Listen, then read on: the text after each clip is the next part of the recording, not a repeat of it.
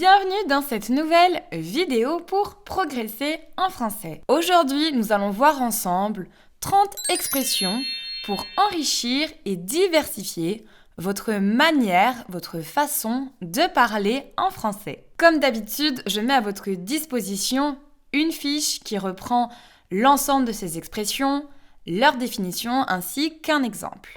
Vous pouvez télécharger gratuitement cette fiche en cliquant sur le lien en description. Commençons avec la première expression. C'est la goutte d'eau qui fait déborder le vase. J'ai échoué à mon examen de français aujourd'hui, je me suis disputée avec ma femme et maintenant je renverse un café sur ma nouvelle chemise. C'est vraiment la goutte d'eau qui fait déborder le vase. Cette expression, elle signifie qu'après avoir accumulé plusieurs frustrations, plusieurs problèmes, plusieurs ennuis, eh bien, il y a encore une nouvelle chose négative qui se produit, une nouvelle chose négative qui se passe. Parfois même juste un petit détail qui provoque vraiment une colère, un énervement ou une frustration énorme. Donc c'est vraiment le truc en plus qui ne devait pas arriver. C'est bon, on avait déjà vécu assez de choses aujourd'hui. Se mettre sur son 31. Se mettre sur son 31, ça signifie se faire beau ou belle. Donc mettre des beaux vêtements, faire une belle coiffure, vraiment être au top physiquement. Waouh! Tu t'es mis sur ton 31 pour Noël, tu es vraiment magnifique. Donner un coup de main. Donner un coup de main à quelqu'un, ça signifie tout simplement aider une personne. Donc, aider quelqu'un à faire quelque chose. Tu peux me donner un coup de main pour porter toutes ces bouteilles? Bien sûr, j'arrive. Par exemple, je pourrais dire merci de m'avoir donné un coup de main pour mon déménagement. Tenir la chandelle. Donc, je ne sais pas si vous connaissez ce mot. Une chandelle, c'est comme une bougie. Tenir la chandelle, ça signifie être seul avec un couple d'amoureux. Imaginons que vous avez un couple d'amis et il vous propose d'aller avec lui au cinéma. Et vous pouvez dire « Oh non merci, allez-y en couple, allez-y en amoureux.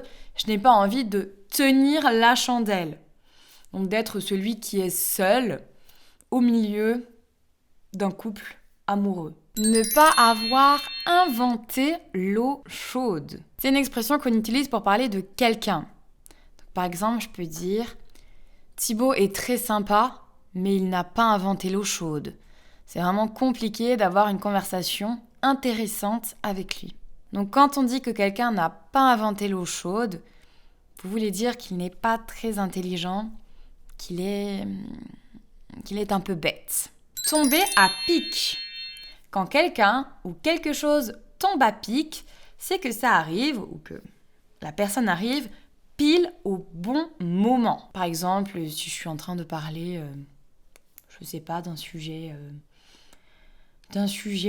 lié aux mathématiques et que j'ai un ami prof de maths qui arrive à ce moment-là, je vais lui dire « Ah, ben tu tombes à pic, on a une question sur un sujet lié aux maths. » Donc tu arrives pile au bon moment.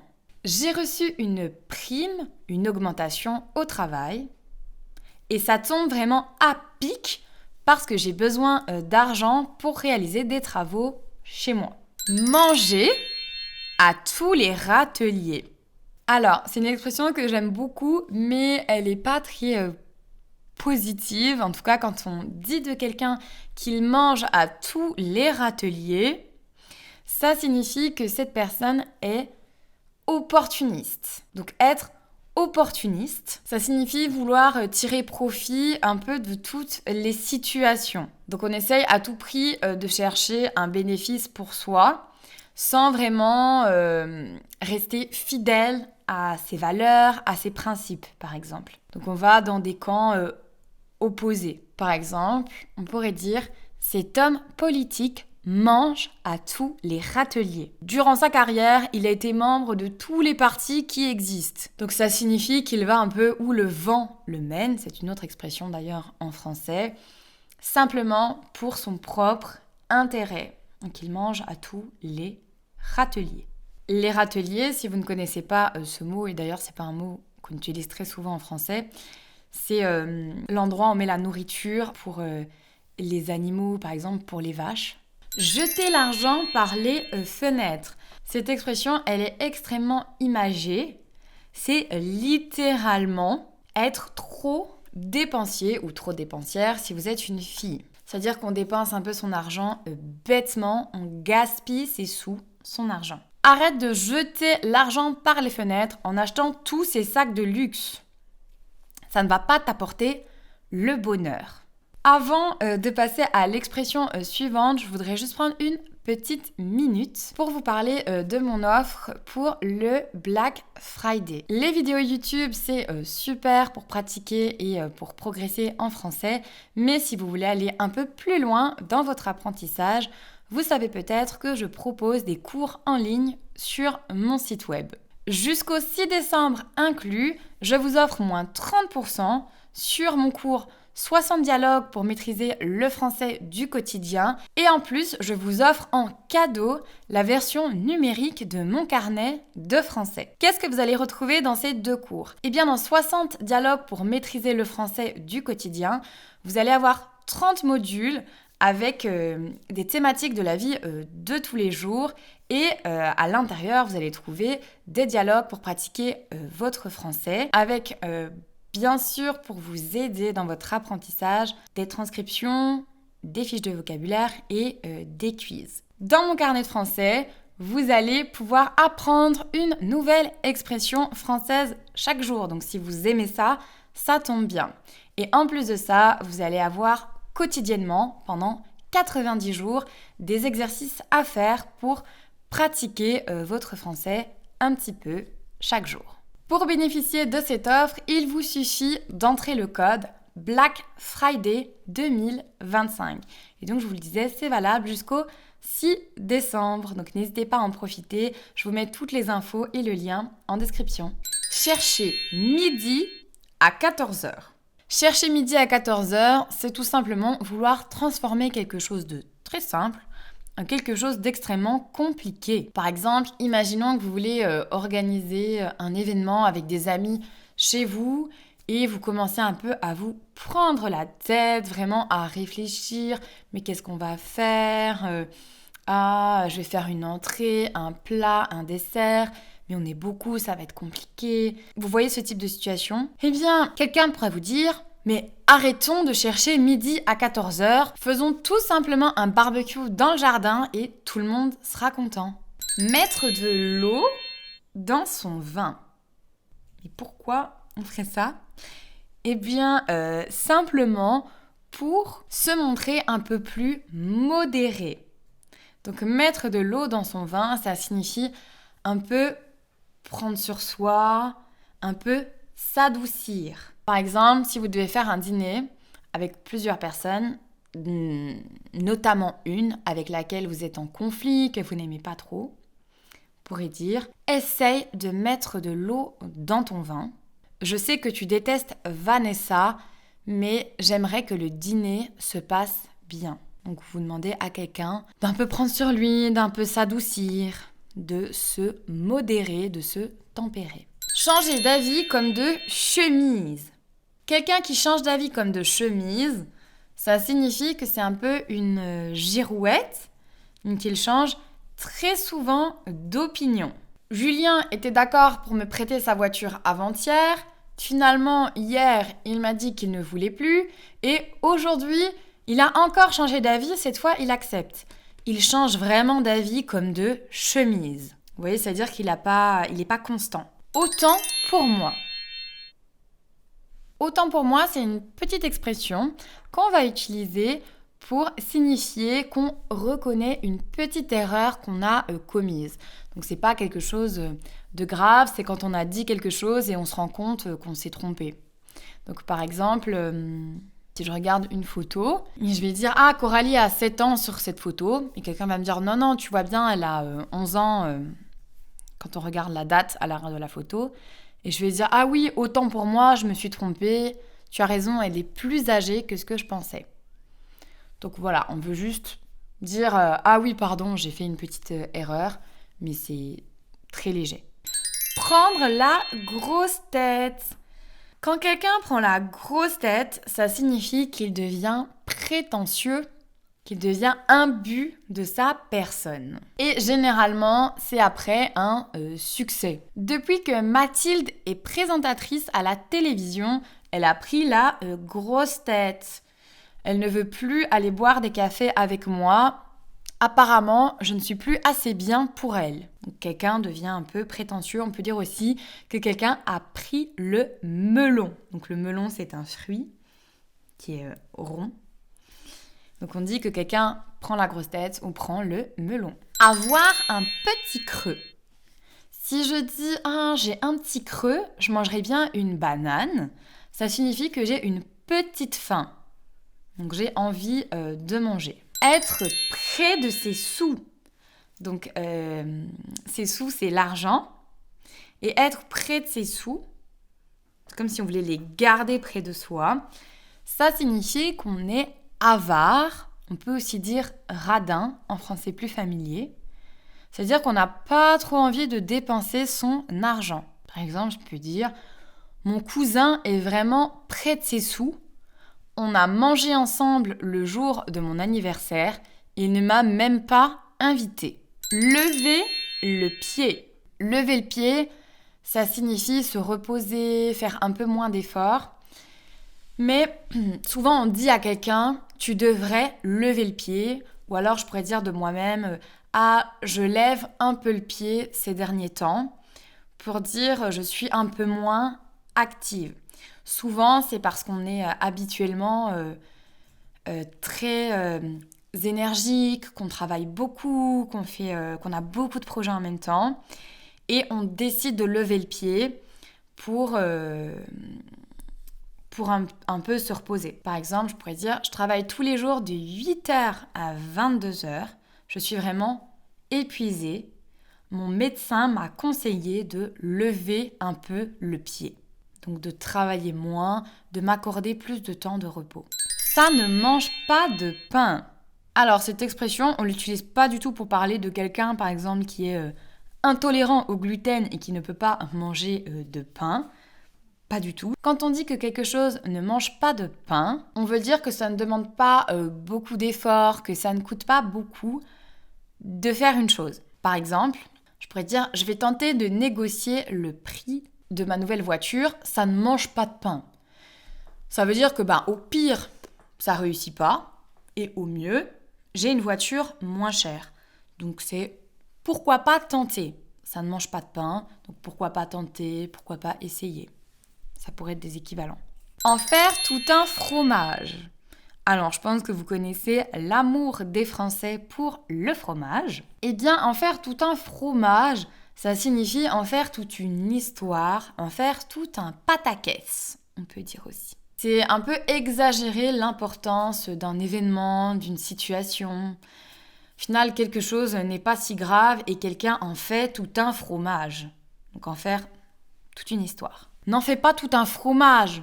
Le bus n'a que 5 minutes de retard. Ce n'est pas si grave si on arrive 5 minutes plus tard à notre rendez-vous. Se tenir à carreaux. Donc vous connaissez certainement le motif des carreaux. Mais se tenir à carreaux, ça signifie simplement être très sage. Ne pas faire de bêtises. Yannick doit vraiment se tenir à carreaux. Il a fait plein de bêtises au lycée ces dernières semaines et s'il continue, il va être renvoyé. Donc il doit se tenir à carreaux, il doit être sage, pas faire de bêtises. Il ne faut pas vendre la peau de l'ours avant de l'avoir tué. Donc ça signifie qu'il ne faut pas se réjouir trop tôt d'une situation. Donc en fait, on n'est pas sûr que la situation, qu'un événement se soit produit en notre faveur et on fait déjà la fête. Non, non, non. Il ne faut pas vendre la peau de l'ours avant de l'avoir tué. Par exemple, je pourrais dire « On fête ma promotion ce soir ? Ne vends pas la peau de l'ours avant de l'avoir tué. Tu n'as encore rien signé, tu n'as pas signé ton nouveau contrat. » Ça veut dire qu'il ne faut pas faire la fête avant sans être sûr à 100% que notre projet ou que ce qu'on a en tête va aboutir, va se réaliser. Le talon d'Achille. Donc cette expression, elle fait directement référence à la mythologie. Donc le talon d'Achille, c'est le point faible de quelqu'un. Par exemple, je pourrais dire « La nage est mon talon d'Achille au triathlon. Je suis bon en course et en vélo, mais pas du tout en natation. C'est vraiment mon point faible. » Être dans le rouge, comme la couleur. Être dans le rouge, ça signifie que son compte bancaire est dans le négatif, est en dessous de 0. Si vous êtes à moins $50 ou à moins 50 € sur votre compte bancaire, vous êtes dans le rouge. On est le 5 du mois et je suis déjà dans le rouge. Tu pourrais me prêter 100 €? Avoir le nez creux. Quand quelqu'un a eu le nez creux ou quand quelqu'un a le nez creux, ça signifie qu'il a eu une très bonne intuition. Il a prévu correctement un événement ou une situation qui allait se passer. Par exemple, je pourrais dire « Michel a eu le nez creux en investissant dans le Bitcoin en 2012. Aujourd'hui, il est millionnaire. » Avoir la main verte. Alors, on a vu être dans le rouge, maintenant une autre couleur, le vert. Quelqu'un qui a la main verte, c'est quelqu'un qui est particulièrement doué avec les plantes. Il sait très bien s'en occuper, il sait très bien s'occuper des plantes. Tu as vraiment la main verte, tes plantes sont magnifiques. Chez moi, elles meurent au bout de quelques semaines. Et d'ailleurs ça me fait penser à une autre expression, car personnellement, je n'ai pas du tout la main verte. Cette expression, c'est avoir un pied dans la tombe. Je vais vous donner l'exemple. Une plante qui entre dans ma maison est une plante qui a déjà un pied dans la tombe. Donc avoir un pied dans la tombe, ça signifie être presque mort ou être en très mauvaise posture, être très malade. Et malheureusement, c'est le cas de toutes les plantes qui entrent chez moi. Mettre la charrue avant les bœufs. Donc les bœufs tirent la charrue. Ici, c'est comme si on mettait la charrue devant les bœufs. Donc ça signifie faire les choses un peu dans le désordre et en fait vouloir aller trop vite, être trop précipité et donc en réalité mal faire. Commence déjà par écrire une nouvelle. Donc c'est un tout petit livre. Et ensuite, plus tard, tu écriras un roman. Ne mets pas la charrue avant les bœufs. Ça veut dire ne te précipite pas, commence un peu petit et on verra plus tard pour faire quelque chose de plus grand, de plus conséquent. Être fleur bleue. Alors j'aime beaucoup cette expression, je trouve que c'est très joli. À nouveau, on fait référence à une couleur. Quelqu'un qui est fleur bleue, c'est quelqu'un qui est très sentimental. C'est quelqu'un qui est très romantique. Elle aime que son amoureux lui lise des poèmes chaque soir. Elle est vraiment fleur bleue. Chanter comme une casserole. Alors celle-ci, si vous ne la connaissez pas, vous la comprenez peut-être, car elle est assez intuitive.